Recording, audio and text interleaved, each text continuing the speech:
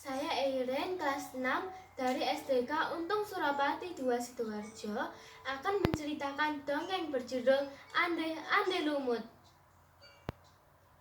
Dahulu kala berdiri dua kerajaan besar di wilayah Jawa Timur, yaitu Kerajaan Jenggala dan Kerajaan Kediri.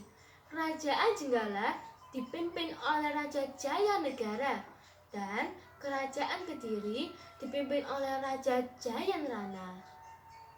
Untuk mempersatukan kedua kerajaan dan menghindari peperangan, maka dinikahkan Panji Asmarabangun, putra Raja Jenggala, dengan Dewi Sekartaji, putri Raja Kediri. Suatu hari, kerajaan Jenggala diserang oleh musuh. Dewi Sekartaji pun lari meninggalkan istana. Ia menyamar sebagai gadis desa dan tinggal bersama seorang janda dan ketiga orang putrinya, yaitu Kelenting Abang, Kelenting Ijo, dan Kelenting Biru. Dewi Sekartaji diangkat sebagai anak dan diberi nama Kelenting Kuning. Tetapi ia tidak diperlakukan dengan baik. Setiap harinya ia disuruh mengerjakan pekerjaan rumah seperti mencuci, memasak, dan membersihkan rumah. Ketiga kakaknya sangat malas. Mereka hanya dapat menyuruh-nyuruh saja. Kerajaan Jenggala telah kembali aman. Panji Asmarabangun telah berhasil mengalahkan musuhnya. Tetapi ia sedih karena Dewi Sekartaji meninggalkan istana. Ia pun bertekad untuk mencari Dewi Sekartaji.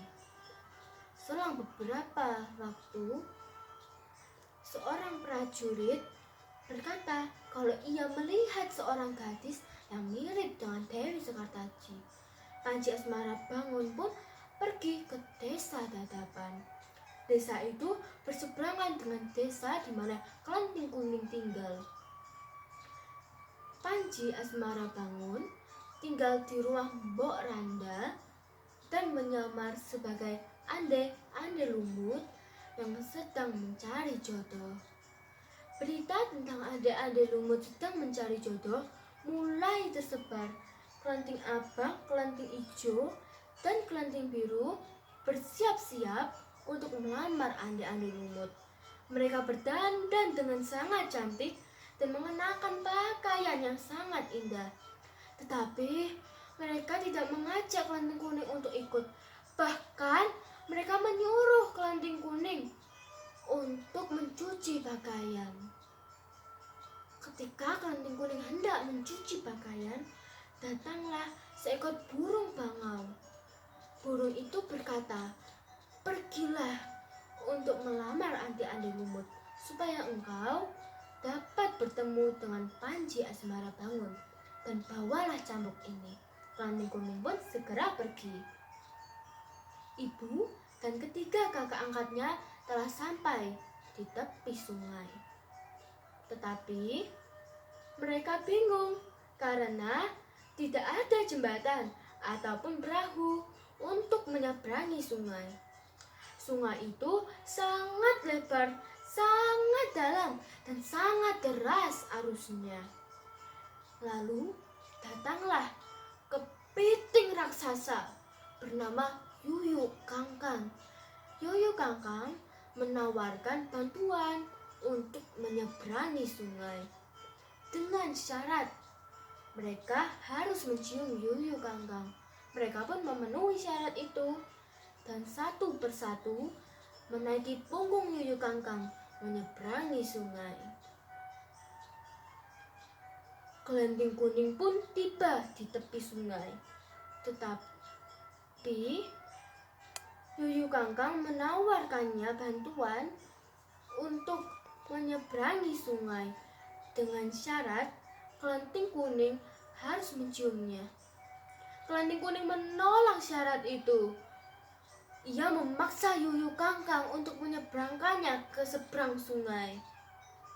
Tanpa syarat itu, Yuyu Kangkang tidak mau mengantarkan Kelenting Kuning. Kesabaran Kelanting Kuning telah habis. Ia pun mengeluarkan cambuk dan mencambukkannya ke sungai. Seketika, sungai itu pun surut. Hiu Kangkang sangat terkejut dan sangat ketakutan. Ia pun mengantarkan Kelanting Kuning menyeberangi sungai. Kelanting Abang, Kelanting Ijo, dan Kelanting Biru telah sampai di rumah Mbok Randa dan bertemu dengan ande-ande lumut. Satu persatu dari mereka menunjukkan kecantikannya, tetapi ande-ande lumut menolak mereka karena mereka telah mencium Yuyu Kangkang. Kelanting Kuning pun tiba di rumah Mbok Randa dan bertemu dengan ande-ande lumut. Ande-ande lumut memilih Kelanting Kuning sebagai pasangannya karena ia tahu kalau Kelanting Kuning adalah Dewi Sekartaji dan ia adalah satu-satunya orang yang tidak mencium Yuyu Kangkang. Ande-ande lumut menceritakan kalau dirinya adalah Panji Asmara Bangun, suami dari Dewi Sekartaji. Mbok Randa diajak untuk tinggal di istana. Kemudian mereka kembali ke istana dan hidup bahagia bersama. Sekian.